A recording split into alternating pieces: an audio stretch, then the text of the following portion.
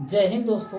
देखिए आज फिर से आपके सामने काफ़ी लंबे समय बाद से लेकर हाजिर हैं एसएससी सीजीएल 2024 का प्रैक्टिस सेट। पिछले एक सप्ताह से करीब हमारा कोई भी वीडियो नहीं आ रहा, तो इसके लिए माफ़ी चाहते हैं। तो देखिए आज फिर से स्टार्ट किए हैं और ये अब जो है सेट प्रैक्टिस जारी रहेगा। अब एग्ज़ाम तक, जब तक एग्ज़ाम नहीं हो जाता पूरी तरीके से ये कंटिन्यू रहेगा, ठीक है ना। और अब हम जो है आज सेट नंबर 10 को डिस्कस करेंगे और क्वेश्चन नंबर 1 आपके सामने है। देखिए जितना भी आपको क्वेश्चन कराए हैं लगभग ज़्यादातर क्वेश्चन में ऑप्शन नहीं दिए थे, क्योंकि उसमें से कुछ सिखाने को रहता है। लेकिन जो क्वेश्चन लगता है कि जिसका ऑप्शन देना जरूरी है उसका मैं ऑप्शन दे देता हूँ, ताकि आपको बहुत कुछ सीखने को मिले क्वेश्चन में, ठीक है ना। तो देखिए आज के प्रैक्टिस सेट नंबर 10 का पहला क्वेश्चन है आपके सामने और बहुत ही बढ़िया सवाल है। देखिए इस क्वेश्चन को देखते ही स्टूडेंट्स क्या करेंगे, सॉल्व करने लग जाएंगे। लेकिन मेरे भाई सॉल्व बिल्कुल भी नहीं करना, बहुत ही सिंपल क्वेश्चन है। देखने में लग रहा इसको कुछ भी नहीं करना। बहुत सारे स्टूडेंट्स इसको तोड़ेंगे, 16 पे 2 पे पावर 4 करेंगे या फिर 4 के स्क्वायर करेंगे, ये करेंगे। लेकिन देखिए इसको हम ऑप्शन के माध्यम से कर सकते हैं, डायरेक्ट करेंगे। देखिए ये आपको दिख रहा है 16 पे पावर 3/2 प्लस 16 पे पावर -3/2। असल में ये देखिए एक दूसरे का उल्टा है ना। ये मान लेते हैं 16 पे पावर 3/2 को x मान लेते हैं, तो ये कितना होगा 16 पे पावर -3/2 1/x होगा। यही तो है ना, इसी का उल्टा। अब देखिए इसको हम कैलकुलेट करते हैं यदि, तो क्या होता है मेरे भाई x² + 1/x होता है। इतना होना चाहिए। तो अब देखिए असल में इतना होना चाहिए इसका आंसर। तो इसका स्क्वायर 16 पे पावर 3/2 का स्क्वायर करेंगे हम, तो देखिए क्या होगा 16 पे पावर 3/2 का स्क्वायर करेंगे तो ये 2 कैंसिल हो जाएगा, 16 पे पावर 3 हो जाएगा ना। 16 पे पावर 3, 16 पे पावर 3 कितना होता है 1096 होता है। 1096 और एक यहाँ ऐड हो रहा ना, तो कितना होगा 1097 होगा ना। 1097 अपॉन कुछ होगा, यानी x होगा, ठीक है ना। x मतलब 16 पे पावर 3/2, लेकिन 1097 ऊपर तो फिक्स है कि होगा मेरे भाई। कोई ऑप्शन दिख रहा कि 1097 ऊपर कुछ है? ऑप्शन बी सिर्फ दिख रहा है, ए नहीं दिख रहा है, ए 0 है, सी 1 है और डी जो है 16 है। ये संभव नहीं है। अब देखिए यहाँ पर x लिख दीजिए। x कितना होगा 16 पे पावर 3/2, 16 पे पावर 3/2 करेंगे तो कितना होगा मेरे भाई 16 पे पावर 3/2 करेंगे तो ये आ जाएगा 64 आएगा, ठीक है ना। 4 के स्क्वायर इसको कर सकते हैं ना, 4 के स्क्वायर करेंगे तो स्क्वायर कैंसिल, ये 2 4 पे पावर 3 64 आ जाएगा, तो 1097/64 आ जाएगा, ठीक है ना। इसका राइट आंसर यही होगा। जब भी ऐसा क्वेश्चन आए, क्वेश्चन हर एक क्वेश्चन को सोल्व नहीं करना। बहुत सारे क्वेश्चन बोले ना, 20-25 क्वेश्चन यदि आपसे पूछेगा तो 5 से 7 क्वेश्चन आप ऑप्शन के माध्यम से कर दीजिएगा, बाकी थोड़ा बहुत कैलकुलेशन कीजिएगा, हो जाएगा। तो इस तरीके से करना था। इसको देखकर डरना नहीं है, हड़बड़ाना नहीं। देखिए कितना आसानी तरीके से किए ना। तो बस इतना करना, x + 1/x हम माने, ठीक है ना। यही तो दिख रहा, बस x² + 1 यानी इसका स्क्वायर + 1 होना चाहिए ऑप्शन में। तो वो है 1096, 16 पे पावर 3/2 के स्क्वायर करेंगे, 1096 प्लस 1 होना चाहिए, यानी 1097 होना चाहिए। तो ऑप्शन बी में ही सिर्फ है, बाकी कोई ऑप्शन ऐसा नहीं है, ठीक है ना। उम्मीद करते हैं ये समझ आया होगा। फिर नेक्स्ट क्वेश्चन आपके सामने आने वाला है साथियों। एक और क्वेश्चन है, देखिए क्वेश्चन नंबर 2 जो है बोल रहा है यदि a बराबर जो है 15 - 4√14 हो, तो आपसे पूछ रहा है √a - 1/√a का मान क्या होगा। तो देखिए हम यदि यहाँ पर √a का मान निकाल लेते हैं तो उसका जस्ट रिवर्स कर देंगे, माइनस कर देंगे, निकल जाएगा, ठीक है ना। तो √a कैसे निकालेंगे, तो हम दोनों तरफ रूट पहले लगा देते हैं, ठीक है ना। सेम काम दोनों तरफ कर सकते हैं, जोड़ सकते हैं सेम चीज, घटा सकते हैं सेम चीज, मल्टीप्लाई कर सकते हैं सेम चीज, डिवाइड कर सकते हैं सेम चीज, रूट कर सकते हैं, क्यूब कर सकते हैं। दोनों तरफ सेम काम करने में कोई दिक्कत नहीं है। तो दोनों तरफ हम रूट कर देते हैं, ठीक है ना। √a बराबर √15 - 4√14, ठीक है ना। आप देखिए जब भी रूट के अंदर ये संख्याएं रही और इसको अंडर रूट से बाहर करना है ना, तो आप फॉर्मूला लगाइएगा a - b का होल स्क्वायर या फिर a + b के होल स्क्वायर पर सेटिंग करने का कोशिश कीजिए। तो अब देखिए यहाँ पर क्या होगा मेरे भाई, इसको हम यदि √15 माइनस, देखिए 2ab यहाँ पर तोड़ना है, 2ab में यहीं से आपको निकलेगा क्लू, ठीक है ना, यहीं से आप निकलिएगा 2ab, a का मान कितना होगा 2 हो गया, a बचा है कितना 2 बचा है, 2 बचा है ना, 2 बचा है। इसको यदि और हम अंदर ले लेते हैं, √14 है ना, तो इसको अंदर लेंगे तो 4 अंदर आ जाएगा, क्योंकि 4 के अंडर रूट होता है 2 होता है, तो इसको 4 ले लेंगे, तो 4 × 14 कितना हो जाएगा मेरे भाई 56 रूट हो जाएगा ना। अब देखिए क्या है ना, यहाँ पर इसको हम तोड़ेंगे, √8 × √7 हो सकता है ना, √56 टूट रहा। अब देखिए √8 के स्क्वायर प्लस √7 के स्क्वायर 15 आ जाता है ना, तो यदि हम इसको √8 के स्क्वायर -2ab पे टूटेगा, क्योंकि माइनस यहाँ पर है, ठीक है ना, तो √8 के स्क्वायर माइनस √7 के स्क्वायर क्या इतने के बराबर आ रहा, देखिए तोड़ के √8 माइनस √7 के होल स्क्वायर होगा, ठीक है ना। तो अब देखिए इसको तोड़िए, a माइनस बी का होल स्क्वायर कितना होगा, a square plus B square कितना हो जाएगा 15 हो जाएगा, -2ab, -2 × a × b, √56 आ रहा है ना। अब देखिए आ जाएगा। अब इसको हम क्या लिख सकते हैं, ये √a बराबर है ना, क्या हो जाएगा √8 माइनस √7, इतना लिख सकते हैं, ये बाहर आ जाएगा, एक रूट निकलेगा, ठीक। अब यही आपसे पूछ रहा है इतना, यानी √8 माइनस √7 बटे 1/√8 माइनस √7, यानी √8 माइनस √7 माइनस इसका जस्ट ये रिवर्स है ना, ये रिवर्स कर देंगे तो कितना हो जाएगा, ये हो जाएगा मेरे भाई √8 प्लस √7, यही तो इसका उल्टा क्या होगा, √8 प्लस √7 होगा, ठीक है ना। आप देखिए इसको ये ये माइनस खत्म हो जाएगा, ये -√7 ये -√7 कितना हो जाएगा -2√7 हो जाएगा, इसका आंसर यही होगा, ठीक है ना। आपसे पूछ रहा था ना √a माइनस 1/√a, √a का मान इतना निकाल लें, √8 माइनस √7 माइनस 1/, फिर √8 माइनस √7 कीजिएगा, इतना आंसर आएगा, ठीक। साथियों एक और क्वेश्चन है, देखिए बोल रहा 21 के क्यूब प्लस 22 के क्यूब प्लस 23 के क्यूब प्लस इसी तरीके से यदि हम 40 के क्यूब तक को ऐड करेंगे तो उसका वैल्यू क्या होगा, ये आपसे पूछ रहा है। तो देखिए इस क्वेश्चन को करने से पहले आपको एक फार्मूला पता होना चाहिए, वो है कि n लगातार प्राकृतिक संख्याओं के घनों का योग आपसे जब पूछेगा तो उसका फार्मूला आपको पता होना चाहिए कि होता है n × n प्लस 1/2 का जो है ना वो होल स्क्वायर होता है, ठीक है ना। जब भी n लगातार प्राकृतिक संख्याओं के घनों का योग यानी क्यूब का जो है ना सम पूछेगा तो ये फार्मूला होता है n × n प्लस 1/2 का होल स्क्वायर, ठीक। तो देखिए यहाँ पर क्या करना है हमको, लेकिन हम n लगातार जानते हैं, यहाँ पर 21 से बोल दिया है, 21 से लेके 40 तक।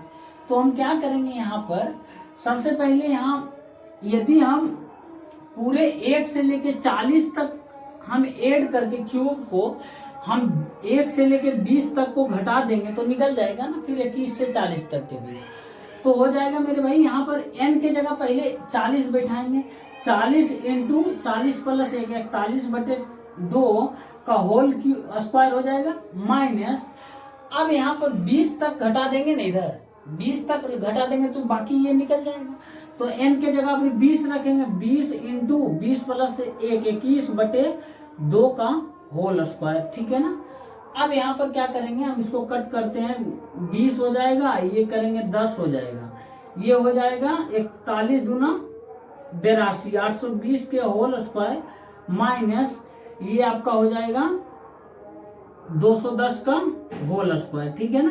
तो अब a square minus B square पे तोड़ दीजिए यहाँ पर, तो a plus B into A minus B हो जाएगा, तो a plus B 0 3 8 2 10 into A minus B, A minus B करेंगे तो कितना हो जाएगा 0 हो जाएगा, 1 हो जाएगा, 6 हो जाएगा, इतना आ जाएगा, ठीक है ना।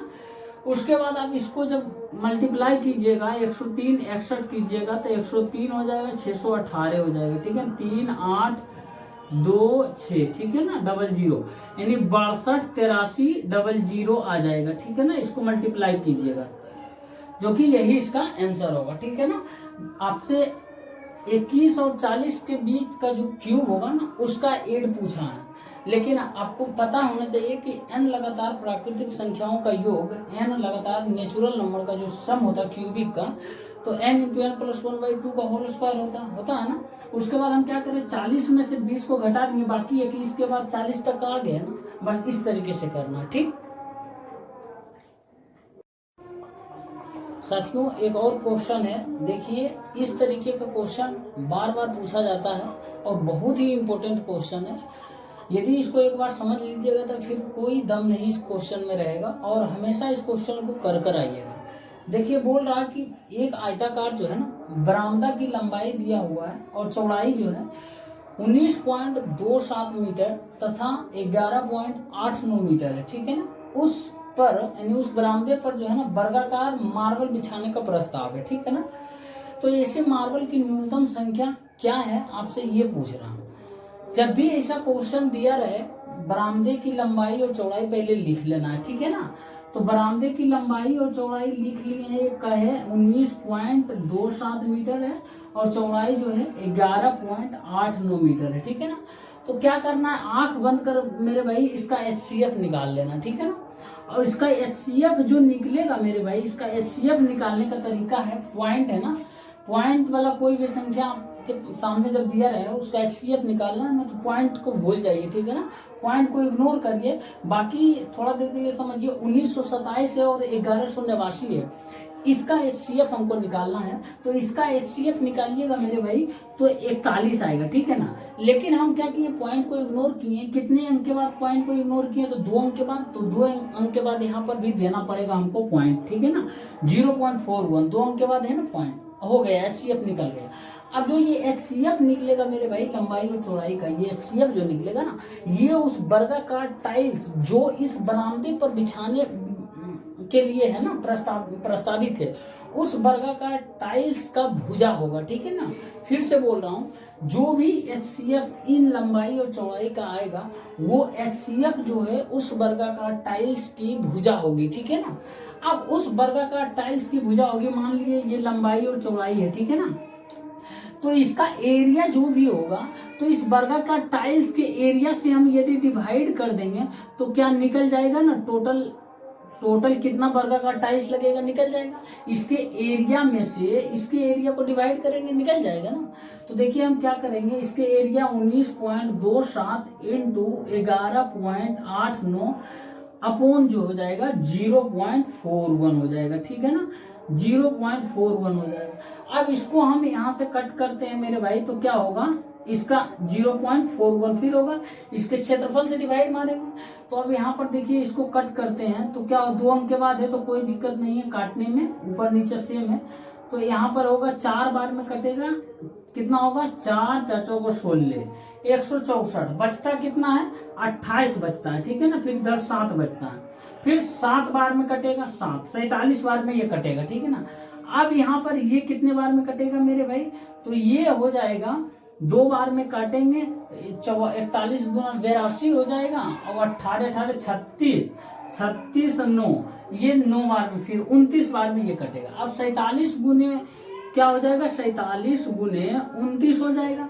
47 गुने 29 करते हैं, देखिए 29 गुने ये 47 की 9 7 63 के 3 बाकी 6 14 6 20 हो जाएगा। ठीक है ना, 9 चौक 36 के 6 बाकी 3 4 दूना 8 3 11 3 6 3 1 1363 आ जाएगा मेरे भाई, 1363। ये क्या आएगा, ये मार्बल्स की संख्या आएगा। ठीक है ना, मार्बल्स की संख्या आएगा। ठीक है ना, इतना मार्बल्स लगेगा 1363, जब लंबाई और चौड़ाई इतना होगा और उस पर वर्गाकार टाइल्स बिछाएंगे तो कितना टोटल लगेगा, 1363। बस ये ध्यान रखना है, इन दोनों के HCF ले लेना है और जो HCF आएगा उस वर्गाकार टाइल्स की साइड आएगा यानी भुजा आएगा, तो आप इसके एरिया में से इस वर्गाकार टाइल्स के भुजा को मतलब एरिया जो होगा इससे डिवाइड कर देना, वो निकल जाएगा कितना वर्गाकार टाइल्स लगेगा। ठीक है ना, इस तरीके का क्वेश्चन ध्यान से देख लीजिए और 1 2 है तो प्रैक्टिस कर लीजिए, और नहीं भी करते हैं तो बहुत बार आएगा इस तरह के क्वेश्चन,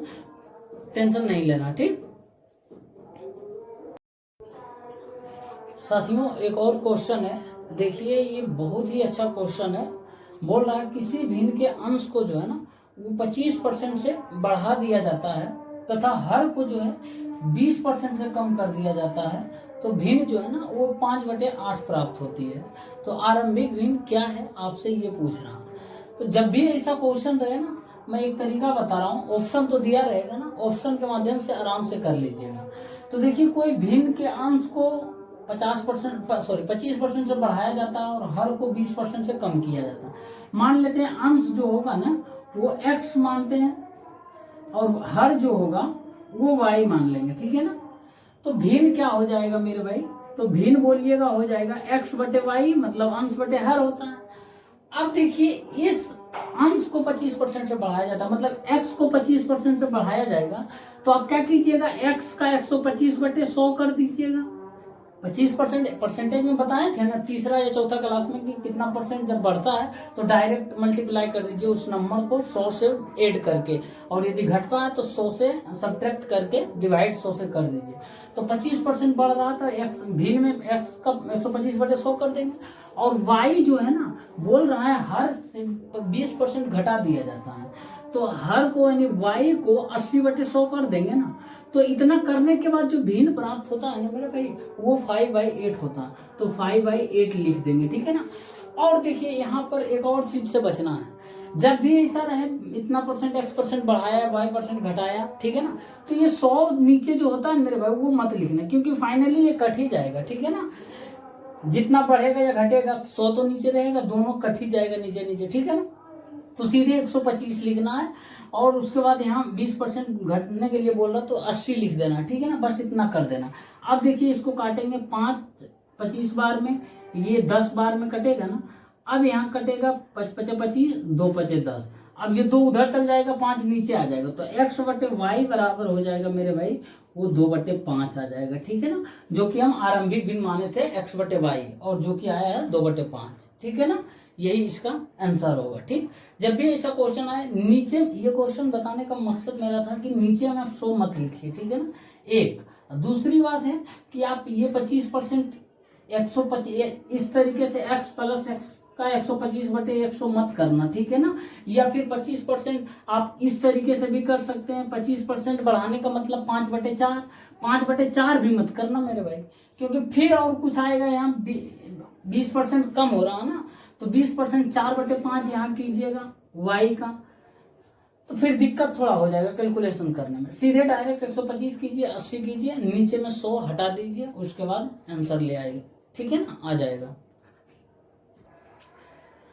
साथियों, एक और क्वेश्चन है, बोल रहा है कि एक बाल्टी में जो है ना वो 40 kg पानी तथा नमक का मिश्रण है, ठीक, जिसमें नमक जो है ना वो 10% है।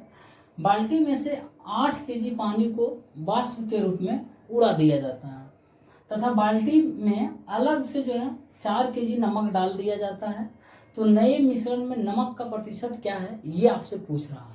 तो देखिए, बहुत ही सिंपल सवाल है, इसकी लंबाई को देखकर डरना नहीं है, जैसे जैसे क्वेश्चन बोल रहा है वैसे वैसे करेंगे, क्वेश्चन सोल्व हो जाएगा, ठीक।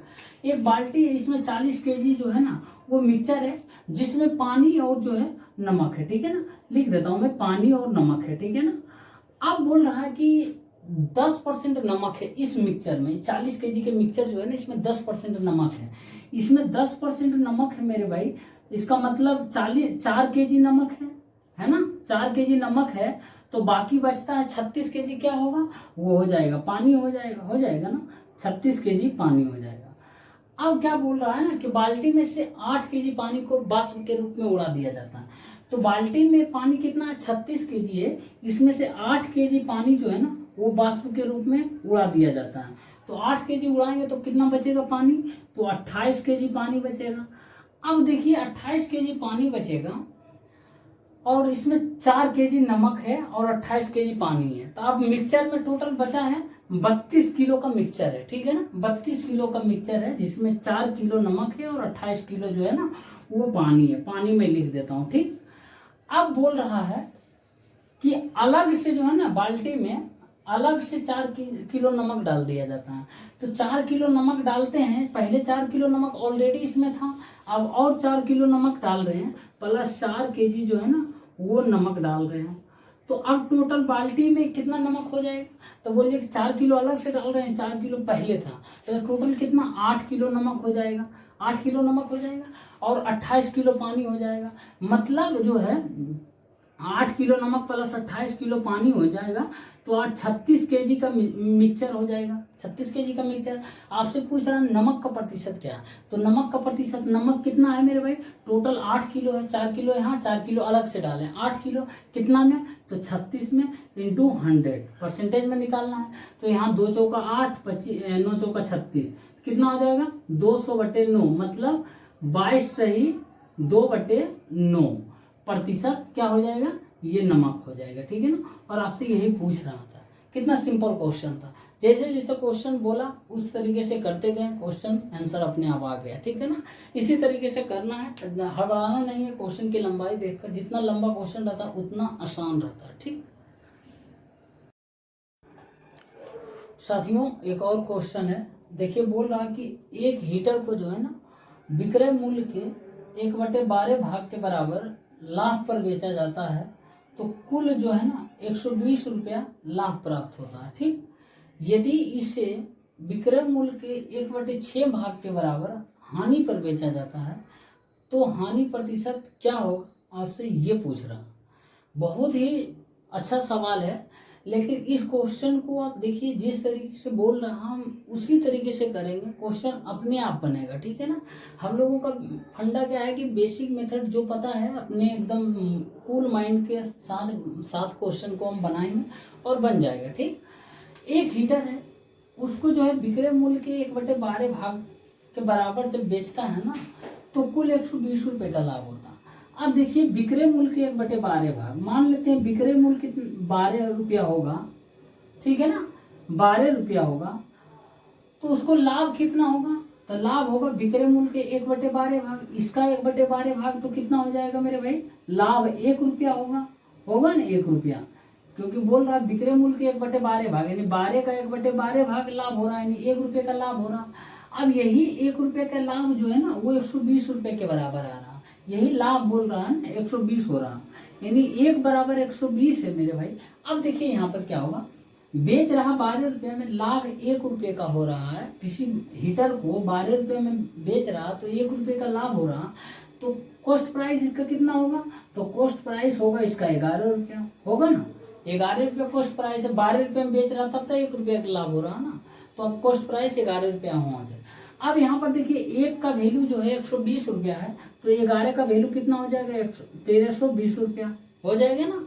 एक का वैल्यू 120 रुपया है, तो 11 यानी कॉस्ट प्राइस का वैल्यू 1320 रुपया, और सेलिंग प्राइस का वैल्यू कितना हो जाएगा भाई, तो 144 यानी 1440 रुपया हो जाएगा। ठीक है ना, 1440 रुपया। अब यहाँ पर देखिए क्या बोल रहा कि यदि इस, यहाँ तक तो काम तमाम हो गए। अब बोल रहा है यदि इसे विक्रय मूल्य के 1/6 भाग के बराबर हानि पर बेचा जाता है, यानी विक्रय मूल्य कौन सा है, विक्रय मूल्य यहाँ पे 1440 है, इसका 1/6 भाग के हानि पर बेचा जाता है, मतलब इतना हानि पर बेचा जाता है, तो कितना हानि पर बेचा जाता है, 240 रुपया हानि पर बेचा जाता है। ठीक है ना, इतना 240 रुपया हानि पर बेचा जाता है। तो पूछ रहा हानि प्रतिशत क्या होगा।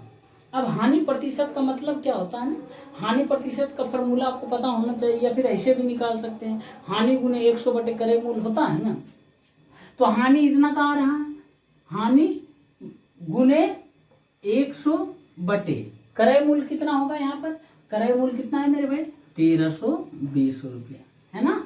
अब देखिए इसको हम कट करते हैं, 1 0 खत्म, कहानी हो गया। अब इसको 4 से काटते हैं, 6 चौका 24, 4 तिया 12, 4 तिया 12, 2 तिया 6, 11 तिया 33। ठीक है ना।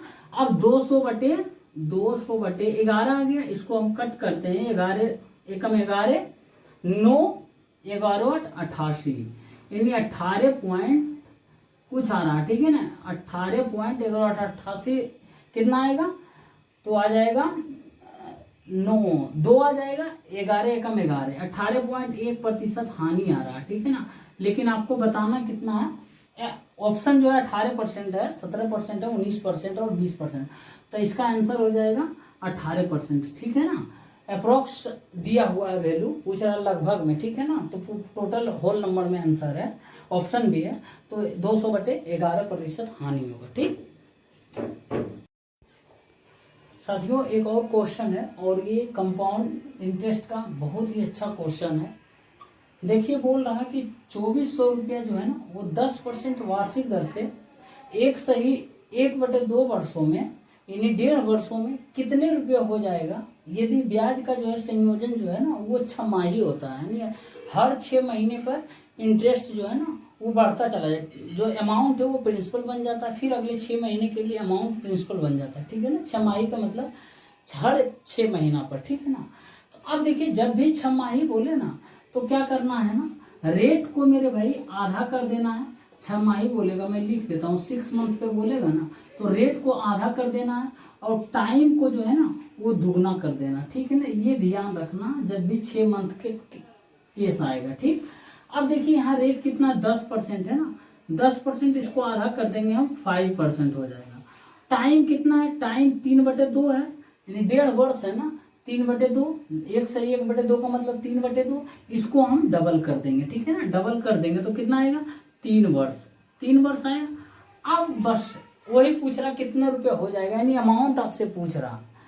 तो देखिए क्या करेंगे, पहले ये परसेंटेज जो भी है ना दिया हुआ ये रेट, इसको हम फ्रैक्शन में तोड़ेंगे। 5% का मतलब 1/20, ठीक है। अब कोई धन देखिए 20 से 21 हो गया मेरे भाई, 1/20 बढ़ रहा, मतलब 20 से 21 हो रहा। तो अब देखिए हम कितना वर्ष के लिए बोल रहा, 3 वर्ष के लिए, 3 वर्ष के लिए बोलेगा तो हम इस पर दोनों पर है ना क्यूब कर देंगे, ठीक है ना, क्यूब कर देंगे, ठीक।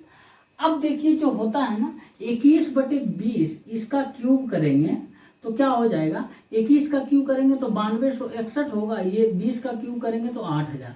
अब ये जो होता है ना भिन्न, ये प्रिंसिपल होता है मेरे भाई नीचे वाला, और ये अमाउंट होता है यानी मिश्रधन होता है, ठीक है ना। और अब देखिए बोल रहा है 2400 रुपये पर, यानी आप प्रिंसिपल थोड़ा देर के लिए कितना माने 8000, लेकिन है असल में कितना 2400 रुपया। तो आपसे पूछ रहा 9261 का वैल्यू कितना होगा, यानी अमाउंट यही है ना, यानी 8000 आप माने हैं मेरे भाई, 8000 बराबर कितना माने हैं 2400, तो 9261 बराबर कितना होगा, 1 बराबर कितना होगा 2020 खत्म, 24/80 हो जाएगा, इंटू 9261 हो गया। अब इसको काटेंगे 3 बार में मेरे भाई, एक 10 नीचे है ना, एक 0 है ना, मतलब 10 है। अब 3 से मल्टीप्लाई करेंगे, 3 18 के 8 बाकी 1, 3 दूना 6, 1 7 9 3 27 बटे 10 है, नीचे एक 0 है, तो कितना हो जाएगा मेरे भाई, हो जाएगा 2778.3 रुपया हो जाएगा ये अमाउंट के रूप में, जब हम 2400 रुपया 10% और 1 से 1/2 वर्षों में हम इंटरेस्ट देंगे, और वो भी छमाही होगा जब 6 महीने का होगा, ठीक है ना। तो इस तरीके से करना है।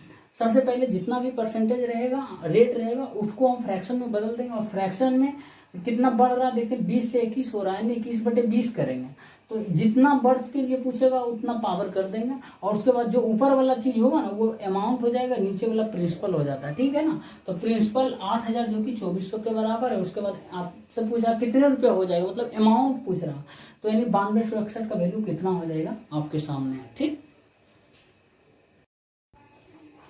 मेरे भाई एक और क्वेश्चन है, देखिए रेशियो का है, बहुत ही अच्छा क्वेश्चन है। बोल रहा है कि 9900 रुपया को ए बी तथा सी के बीच इस प्रकार बांटा जाता है कि बी को जो है ना ए और सी के कुल हिस्से का 2/7 भाग मिलता है, ठीक। तथा जो है सी को ए और बी के कुल हिस्से का 3/8 भाग मिलता है, तो प्रत्येक द्वारा प्राप्त की गई राशि क्या है, आपसे ये पूछ रहा। बहुत ही सिंपल सवाल है। देखिए बी को जो है ना ए और सी के कुल हिस्से का 2/7 भाग मिलता है, बी को ए और सी के कुल हिस्से का 2/7 भाग मिलता है। यदि ए प्लस सी को 7 मिलता है तो इसको 2 मिलता है ना। तो बोल रहा है बी को जो है ना इसका ए और सी के 2/7 भाग मिलता है, 7 मान लेंगे, इसका 2/7 2 आ रहा है ना। तो अब देखिए यहाँ पर क्या होगा ना, अब तीनों व्यक्ति है, ए है बी है और सी है, तीनों व्यक्ति में बांटना है कितना 9900 रुपया। तो तीनों व्यक्ति का क्या आ जाएगा, 7 दूनो आ जाएगा रुपया रेशियो में। तो 9 बराबर मेरे भाई 9900 है ना, तो यहाँ से हम b को निकालेंगे, ठीक है ना। तो 1 बराबर जो हो जाएगा वो हो जाएगा 1100, तो 2 बराबर यानी b बराबर हो जाएगा 2200 रुपया, ठीक है ना। b 2200 रुपया आ गया, यहाँ पर घेर देते हैं, ठीक है ना। इसको यहाँ से देखिए b का सिर्फ निकाल सकते हैं, a और c का नहीं निकाल सकते, क्योंकि a और c मिलकर 7 रुपया ले रहा, ठीक है ना, 7 ले रहा। तो हमको नहीं पता ए का इस 7 में से ए का हिस्सा कितना है, सी का हिस्सा कितना है, नहीं पता है। उसके बाद आगे देखेंगे क्या बोल रहा, फिर बोल रहा सी को जो है ना ए और बी के कुल हिस्से का 3/8 भाग मिलता।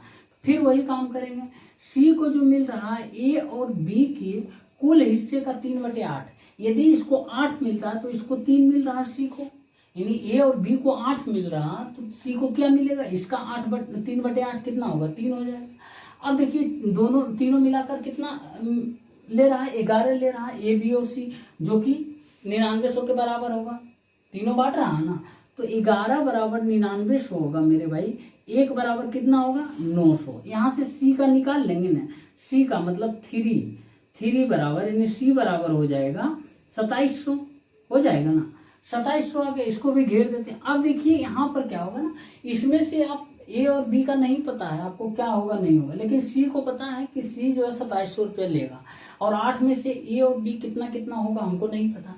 अब यहाँ पर देखिए, यहाँ पर क्या है ना, बी को मिल गया 2200, सी को मिल गया 2700, और टोटल बांटना है 9900 रुपया। तो इसको 2200 मिल गया, इसको 2700 मिल गया, टोटल कितना मिल गया मेरे भाई 4900 हो जाएगा, 4900 रुपया। 4900 रुपये बी और सी मिला के लिया है, बाकी बचेगा कितना 50, यानी 5000 रुपया कितना, हाँ 5000 रुपया बचेगा, जो कि कौन लेगा, ए लेगा। तो ए मतलब कि ए लेगा मेरे भाई 5000 रुपया, यही होगा ना, 5 4 9, हाँ 5000 रुपया जो है ए को मिलेगा। आपसे पूछा प्रत्येक द्वारा प्राप्त की गई राशि, तो ए के द्वारा 5000 रुपया, बी के द्वारा 2200 रुपया और सी के द्वारा जो है 2700 रुपया मिलेगा। आप तीनों को जोड़िए, देखिए 4900 आ रहा, 7 2 9, ठीक है, 5 4 9, ठीक है, आ रहा 9900 रुपया, ठीक है ना। इस तरीके से करना है। यहाँ पर ये दोनों जो दिया है ना पैराग्राफ, दोनों में से 2 का वैल्यू निकाल सकते हैं, कम से कम 2 का निकलेगा, तीसरा तो अपने आप निकल जाएगा। ऐसा नहीं यहाँ पे आप ये कंफ्यूज कर जाइएगा, अरे ए का नहीं मिल रहा या फिर बी का नहीं मिल रहा या सी का नहीं मिल रहा, 2 को मिलेगा 3 में से, तीसरा तो अपने आप मिल जाएगा, ठीक। मेरे दोस्त एक और क्वेश्चन है, देखिए अलजेब्रा का है, बहुत ही अच्छा क्वेश्चन है, और इस क्वेश्चन को देने का मकसद मेरा क्वेश्चन बताना नहीं, बल्कि ऑप्शन से इस क्वेश्चन को कैसे हम सोल्व करेंगे ये देखिए। जो भी क्वेश्चन आपको सीखने लायक होता है कि ऑप्शन देकर इसको हम बता सकते हैं, तो वो ऑप्शन दे देते हैं, ठीक है ना। देखिए अब इस क्वेश्चन में क्या है ना, कुछ नहीं करना, यहाँ पर x + 1/x बराबर दिया हुआ 10, आपसे पूछ रहा है x पे पावर 4 + 1/x पे पावर 4 का मान क्या होगा, और ऑप्शन आपके सामने रहेगा एग्जाम हॉल में भी, और हर एक कंपटीशन चाहे कोई भी जनरल का हो। तो देखिए यहाँ पर क्या किया है, 2 बार स्क्वायर किया, ठीक है ना। अब देखिए यहाँ पर 2 बार हम स्क्वायर करेंगे तभी 4 पावर पहुंचेंगे, पावर 4 पर पहुंचेंगे कब, 2 बार स्क्वायर करेंगे, एक बार स्क्वायर करेंगे तो स्क्वायर होगा, फिर स्क्वायर का स्क्वायर करेंगे तो पावर 4 हो जाएगा। अब देखिए स्क्वायर करेंगे तो a² + b² + 2ab होगा, दोनों तरफ स्क्वायर, तो 2ab, ए भी खत्म हो जाएगा, x 2 आएगा, उधर 2 माइनस में चला जाएगा, यानी 100 का 100 हो जाएगा, 10 के स्क्वायर -2 हो जाएगा, 10 के स्क्वायर करेंगे -2 उधर चला जाएगा, तो 98 आएगा। अब एक पावर आया स्क्वायर, एक 2 पावर आया, 4 पावर तक हमको पहुंचना, फिर एक बार स्क्वायर करेंगे, फिर 2ab आएगा, फिर 2ab प्लस में रहेगा तो उधर जाएगा माइनस होगा, यानी फिर इसका स्क्वायर -2 हो जाएगा, अब 98 का स्क्वायर कितना होगा, तो 98 का स्क्वायर हमको निकालना नहीं, इसका यूनिट डिजिट देख लेंगे, 8 का स्क्वायर कितना होगा 4 होगा, 8 × 64 4 होता, -2 होगा, जो भी, यानी 4 में से 2 घटेगा तो कितना आएगा, फाइनली 2 यूनिट डिजिट आना चाहिए मेरे भाई। ऑप्शन में कोई देखो यूनिट डिजिट 2 है किसी का, तो देखिए इसका 4 है, बिल्कुल खत्म हो जाएगा। ऑप्शन सी का 0, ये भी खत्म, ऑप्शन डी का 6 है, ये भी खत्म, ऑप्शन बी का सिर्फ है यूनिट डिजिट 2 है। तो देखिए बहुत सारे ऐसे क्वेश्चन आएंगे जिसको आप बिना कैलकुलेशन किए सोल्व कर सकते हैं, उसी में से एक ये क्वेश्चन है जिसका देखिए यूनिट डिजिट सिर्फ एक ऑप्शन मिल रहा है, 9602 है, ठीक है ना, ये ऑप्शन बी। आप यदि और रहता यूनिट डिजिट 2 तो हम सॉल्व कर लेते, कोई दिक्कत नहीं। लेकिन जितना हो सके संभव कि आप कैलकुलेशन करने से बचिए। यहाँ पर देखिए कुछ किए न, कुछ नहीं किए, सिर्फ 10 के स्क्वायर माइनस 2 किए 98, 98 के स्क्वायर माइनस 2 होगा, यानी 4 के स्क्वायर 4 माइनस 2 होगा, यानी यूनिट डिजिट 2 आएगा। तो दिख रहा है यही ऑप्शन है, तो मार के निकल जाएंगे। ठीक मेरे भाई, एक और क्वेश्चन है, देखिए दिया है यदि a plus B plus C बराबर जो है ना वो 16 है तथा A square plus B square plus C square बराबर 104 हो, तो आपसे पूछ रहा है A B plus B C plus A C का मान क्या होगा। देखिए इस क्वेश्चन को करने का बहुत सा तरीका है, मिनिमम कम से कम 2 तरीका इसको पता होना चाहिए इसका। एक तो या तो आप वैल्यू पुट करके आप सेटिस्फाई करके आप निकाल सकते हैं, नहीं तो दूसरा तरीका आप फार्मूला के माध्यम से इस क्वेश्चन को सॉल्व कर सकते हैं। तो देखिए सबसे पहले हम क्वेश्चन जितना संभव हो सके हम कैलकुलेशन करने से बचेंगे, वैल्यू पुट कर देखते हैं आता है या नहीं आता। यदि हम इसको a बराबर 2 डालते हैं, 6 डालते हैं, a बराबर 2 डालते हैं, 2 b बराबर 6 डालते हैं, 6 2 8 और c बराबर 8 डालते हैं, तो क्या सेटिस्फाई कर रहा है? 8 से 14 तो 16 ठीक है। अब स्क्वायर करके देखते हैं, तीनों का सम 104 आता है, तो 64 प्लस 36 प्लस 4, 64 36 100 प्लस 4 104 आ रहा है मेरे भाई, फर्स्ट बार में सेटिस्फाई कर रहा। अब कुछ लोगों के सवाल में होगा भाई, मन में ये होगा 1 करेंगे, फिर 2 करेंगे, फिर 13 करेंगे। मेरे भाई यहाँ पर बहुत ज्यादा आ रहा है, 169 आ रहा है, 104 ही लाना। तो कुछ ऐसा वैल्यू पुट करना है ताकि हम सेटिस्फाई कर जाए और जो है कैलकुलेशन करने से भी बच जाए। तो देखिए यहाँ पे आ गया है a बराबर जो है 2, b बराबर जो है 6 और c बराबर जो है 8 आ रहा है, ठीक है ना। अब यहाँ पर पूछ रहा है A B plus B C plus A C का मान। ए बी यानी 2 गुने 6 प्लस 6 गुने 8 प्लस 8 गुने 2 का मान पूछ रहा, तो 12 प्लस 48 प्लस 16 तो कितना हो जाएगा? 76 हो जाएगा। 48 12 60, 60 और 16 76 आ गया, ठीक है ना। बस हो गया, इसका बिना कैलकुलेशन किए आ गया। अब देखिए कुछ लोगों के मन में ये सवाल होगा, हो सकता है नहीं यहाँ पे पुट कर पाए वैल्यू, हो सकता है मेरे भाई, सभी से होता है। उस वक्त एग्जाम हॉल में हो सकता है माइंड कंसंट्रेट ना रहे और समझ ही नहीं है, कुछ नहीं करना, फॉर्मूला लगाना, यूज करके बना देना। अब इसको हम दोनों तरफ स्क्वायर करते हैं, देखिए क्या करेंगे। तो A square plus B square plus 2ab plus 2bc plus 2ca हो जाएगा, प्लस सी स्क्वायर मतलब A plus B plus C का होल स्क्वायर। तो ये आएगा A square plus B square plus C square, जो कि दिया हुआ 104, ठीक है ना। 104 plus 2ab plus bc plus ac होता है, इतना होता है, बराबर ये स्क्वायर हो जाएगा 256 हो जाएगा, 16 का स्क्वायर 256 हो जाए। आपसे पूछ रहा है A B plus B C plus C A, तो इसको घटाएंगे 104 को हो जाएगा मेरे भाई, कितना हो जाएगा? 2 हो जाएगा, 5 हो जाएगा, 152 हो जाएगा। 152 को फिर 2 से डिवाइड करेंगे, कितना? 2 सती 14, 1 2 छकी 12, और A B plus B C plus C A बराबर कितना आ गया? 76, जो कि आपसे यही पूछ रहा था ना, आ गया 76। इस तरीके से भी आया वैल्यू, यदि पुट करके हम क्वेश्चन सोल्व किए, ये भी 76 आया, और फार्मूला के माध्यम से हम जब क्वेश्चन बनाए तो भी 76 आया। आपको जो मेथड आसान लगता है और जो लगता है जितना जल्दी हम फास्ट कर सके वो कर दीजिए, ठीक है ना। कोई जरूरी नहीं कि आप ट्रिक के माध्यम से ही बनाइए। फाइनली क्या होना चाहिए, एग्जाम हॉल में क्वेश्चन बनना चाहिए, 2 नंबर आना चाहिए, बस। आप कितना देर में बनाते हैं, कितना कम समय में बनाते हैं, मैटर नहीं करता, बस बनना चाहिए, ठीक है ना। क्वेश्चन बनना चाहिए और कुछ नहीं, ठीक। साथियों एक और क्वेश्चन है, और क्वेश्चन नंबर 12 जो है ये आज के सेट नंबर 10 का जो है पार्ट 1 का लास्ट क्वेश्चन है। पार्ट 2 में हम 13 क्वेश्चन कंप्लीट कर देंगे, टोटल 25 क्वेश्चन, सेट 10 जो है समाप्त हो जाएगा, ठीक है ना। देखिए बोल रहा है कि 36 आदमी किसी काम को जो है ना 18 दिनों में समाप्त करते हैं, उसी काम को 27 आदमी कितने दिनों में समाप्त करेंगे।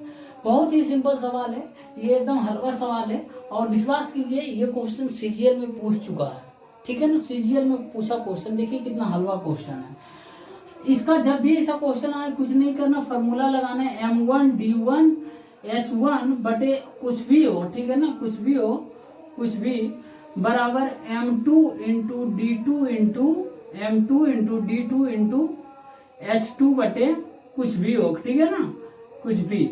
अब यहाँ पर h1 m1 दिया हुआ, d1 दिया हुआ है, H1 नहीं है, कुछ भी नहीं है तो नहीं यूज करेंगे, ये दोनों को खत्म कर देंगे, ठीक है ना। तो M1D1 हो जाएगा M2D2 बराबर कर देंगे, ठीक है ना। अब M1 कितना होगा 36 इंटू D1 कितना है 18 है बराबर M2 कितना है 27, D2 कितना है मेरे भाई नहीं पता, कितने दिनों में समाप्त करेंगे यही दिन पूछ रहा है, नहीं D2 हमको नहीं पता। अब इसको हम काट देंगे, 3 नमा 27, 2 नमा 18, 3 12 काटेंगे तो 12 दूना 24, D2 बराबर कितना आ गया मेरे भाई 24 दिन आ गया, ठीक है ना। तो 27 आदमी उस काम को जो है ना 24 दिन में समाप्त करेंगे। बहुत ही सिंपल सवाल था, सीजीएल में पूछा था इसलिए सोचे दे दिए, ठीक है ना। तो साथियों आज तक रहने देते हैं इतना क्वेश्चन ही, ठीक है ना। उसके बाद नेक्स्ट पार्ट 2 में आएंगे और बढ़िया बढ़िया क्वेश्चन लेकर, ठीक है ना। और हमसे यदि हमारे वीडियो को पहली बार आप हमारे चैनल पे आए विजिट किए हैं तो हमारे चैनल को सब्सक्राइब कर लीजिए और जो है वीडियो को लाइक जरूर कीजिए मेरे भाई, क्योंकि इतना आपके लिए कर रहे हैं, एक लाइक तो आपको बनता है और लाइक करने में कुछ जाता नहीं, आप लाइक कर दीजिए और उसके बाद संभव हो सके तो स्टडी ग्रुप में शेयर कर दीजिए, ठीक है ना। फिर मिलते हैं साथियों नेक्स्ट क्लास में, तब तक के लिए धन्यवाद।